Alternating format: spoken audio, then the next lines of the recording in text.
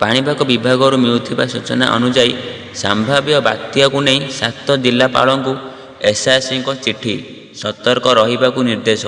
कौन सी खबर जानिबा पूर्व आपण आम चैनल को नुआकी आसते चैनल को सब्सक्राइब और वीडियो को लाइक कर दिंतु और बेल आइकन को ऑन कर दिंतु जहाँद्वारा जेबे भी जिते बार लेटेस्ट खबर आपण पाखे सर्वप्रथम पहुँचब। तो चलते डेरी नक खबर पर नजर पकाइबा। संभाव्य बात्या को नहीं 7 जिलापालों चिठी लिखिं एसआरसी। बालेश्वर, भद्रक, केन्द्रापड़ा, जगतसिंहपुर, पुरी, खोर्धा और गंजाम जिला को सतर्क रहिबापई जिलापालों को निर्देश देइछंती एसआरसी। अन्यपटे दक्षिण पूर्व बंगोपसागर में स्पष्ट चिन्हित लघुचाप क्षेत्र घनीभूत हो आसंताकाली नेब अवपातर रूप। 2 तारिख बेलू अधिक घनीभूत हो बात्यार रूप नहीं पारे बोली पूर्वानुमान करिछि भारतीय पाणीपाग विभाग। दक्षिण और पश्चिम संलग्न दक्षिण पूर्व बंगोपसागर आंचलिक बात्यार रूप नेबा संभावना रही। तेज बात्यार गतिपथ नहीं कौन विस्तृत बरणी मिलना।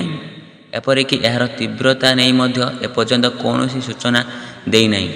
लघुचाप क्षेत्र गतिविधि उपरे आईएमडी सतर्क नजर रखी। यार प्रभाव ओडिशा उपरे विशेष नथिले ओडिशा उपकूल समुद्र अशांत रहिबो।